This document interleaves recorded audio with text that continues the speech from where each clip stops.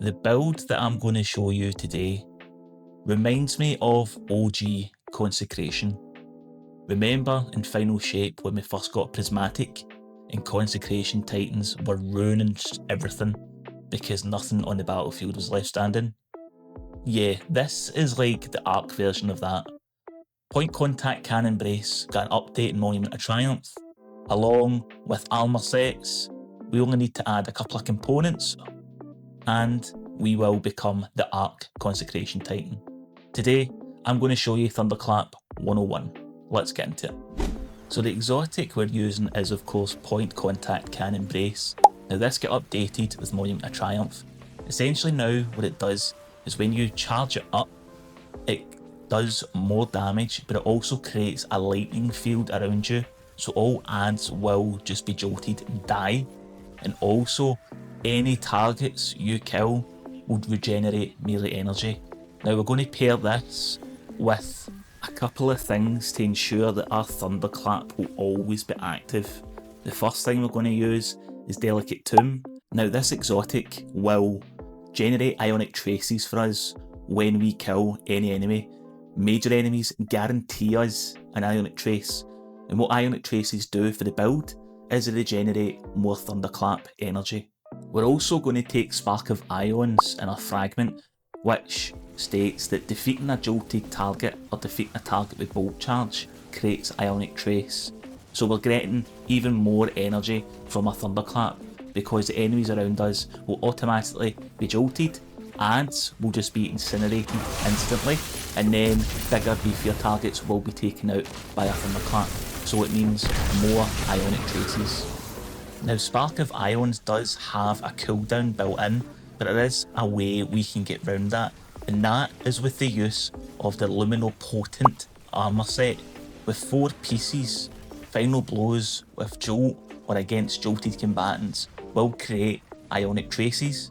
This is getting an adverse effect on the build where we will negate that Spark of Ions cooldown entirely because we're running 4 pieces of the Luminopotent Helm. And what that basically means is our Thunderclap will be available all the time. Now to farm the Luminopotent armour set, just play any Vanguard portal activity, or you can even farm it at Zavala with Vanguard engrams and ciphers. So with these 4 components, we have created an Ionic Trace engine that will be constantly feeding us energy for unlimited Thunderclaps. The Thunderclaps take out all ads around and destroy bigger, beefier targets. Essentially, if you're into a champion in Grandmaster difficulty with a Thunderclap, you're going to leave it finishable by just charging up the Thunderclap. All background footage that you're seeing today is either Ultimate or Grandmaster difficulty because I really wanted to test the limits of this build, and as you can see from the background gameplay, it's completely holding its own, no problem. Now for the rest of the subclass, the super you want to take is Thunder Crash. It's one of the best supers in the game. It's great for burst damage. For your barricade, you want to take the Rally variant because we are going to be using Storm's Keep with this build. Storm's Keep just allows us easy access to Bolt Charge, and with the artifact, it will also allow us a source of healing. We also want to pair it with Knockout, so our aspects will be Storm's Keep and Knockout. Our melee will be Thunderclap of course, and then any grenade that you wish. I like Pulse Grenade. The Knockout will increase our melee range and melee damage. When it's active, all we need to do is take out a shield or get a target low health and Knockout will be active. For the rest of the fragments, we've got Spark of Ions, which I've already went over, but then we've got Spark of Resistance, which will give us a 25% damage resist when we're surrounded.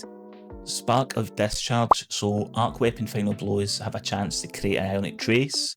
Also, collecting an Ionic Trace will grant us a stack of Bolt Charge.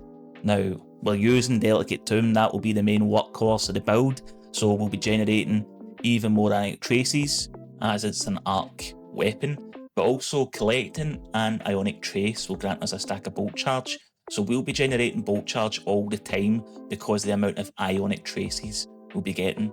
And then finally, The last fragment slot is entirely up to yourself. But two options I would say to really think about are Spark of Frequency. While we're amplified, the effects are increased with our bolt charge gains. So essentially when we're amplified, we'll gain more stacks of bolt charge. Or Spark of Beacons, when we're amplified, our arc special or heavy Wemo final blows will create a blinding explosion.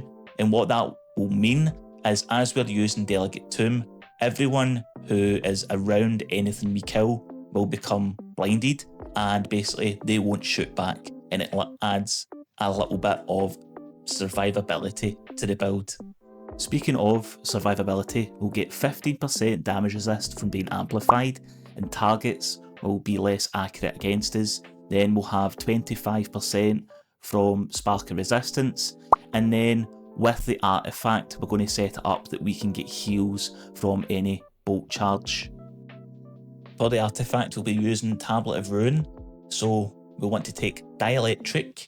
Defeating arc debuff targets will grant us bolt charge, so our Thunderclap jolts, so we'll get bolt charge from our Thunderclaps, and rapidly defeating arc debuff targets will spawn Orbs of Power, which will also heal us a small portion of health. So our Thunderclaps will give us bolt charge and spawn an Orb of Power. We also want to take Flashover.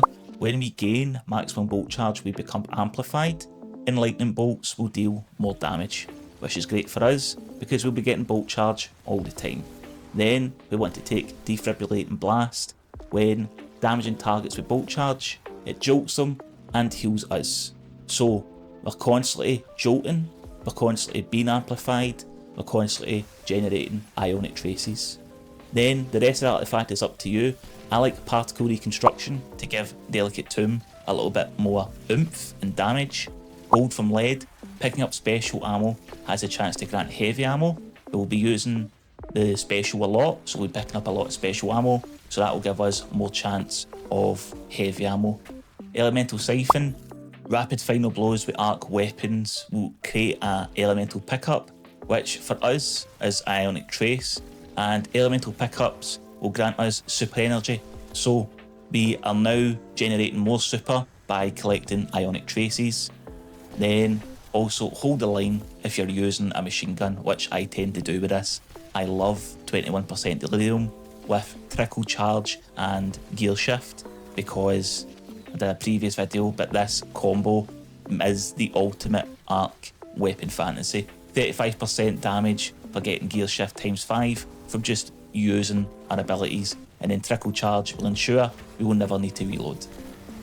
For our other weapons, I quite like to use Threat Level with 1-2 Punch and Swashbuckler in the top slot, purely because 1-2 Punch will actually boost the damage of a Thunderclap, so we can use this for even beefier targets in higher difficulties to ensure that our Thunderclap will kill them.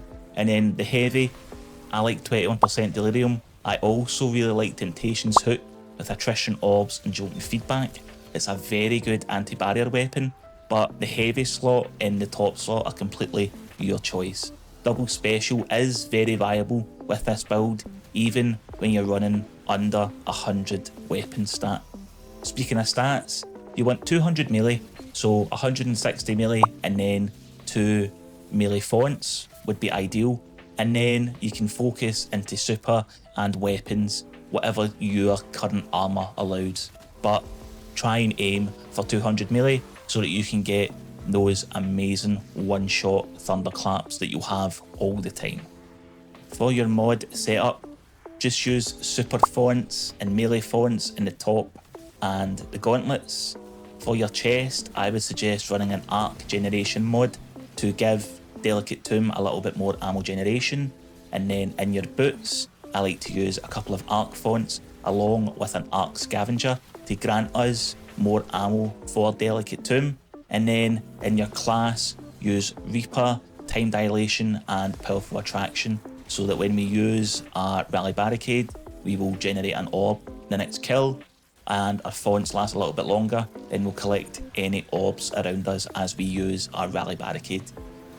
Now if you do take this into any champion content, the build intrinsically doesn't have any unstoppable stunning capabilities, as you can see here, So you will need to either use an unstoppable weapon or use sparker beacons, because the blinding explosions will stun unstoppables. Sparker beacons doesn't always work, and you do need an unstoppable with lots of adds around it to kind of stun it. So if you can find an aggressive shotgun with 1-2 punch, that would be ideal. I do believe Astral Horizon from Trials drops it. I've just not got one. But if you have an unstoppable shotgun with 1-2 punch trench barrel or 1-2 punch grave robber, stuff like that, that would be the perfect weapon, so that everything in your kit will stun unstoppables. Or you can just use Deliverance. Deliverance will take care of all 3 champions in the one gun. I did a video on this, but essentially because it is an anti-barrier weapon with Chill Clip, it will stun all 3 champs. If you are going to any champ heavy content, then just bring Deliverance, as the Thunderclap damage is good enough. You don't really need 1-2 punch. I just like to maximise my damage, but you don't have to. The one main drawback of the build is there isn't a lot of baked in boss damage, so if you're taking this into a dungeon or a raid, best practice is to set up your loadouts with the exact same class, with your fragments and your aspects in the exact same order. The only thing you change between the 2 loadouts is the exotic. So have one loadout with Thunderclap and then the other loadout with Curious, and that will allow you to do good boss damage when a damage phase is about to start. And that's it. Hopefully I've taught you a bit of Thunderclap 101 today. If you have any questions, please just leave them down below and I'll be happy to answer. This build is very powerful and it walks through any kind of champ tiered content. Having unlimited Thunderclaps is so much fun, and it reminds me of the old Consecration Titan days back in the final shape. Hopefully you have a lot of fun with it, because I certainly am. If you liked the video, please give it a like, as it really helps me out, and if you want to see more from me and more Destiny 2 content, then be sure to subscribe, as I'll be doing a lot more build videos as the weeks go on. Thanks very much for your time, I appreciate you watching, and again, if you want to see more, then subscribe for more Destiny 2 videos. All the best, cheers.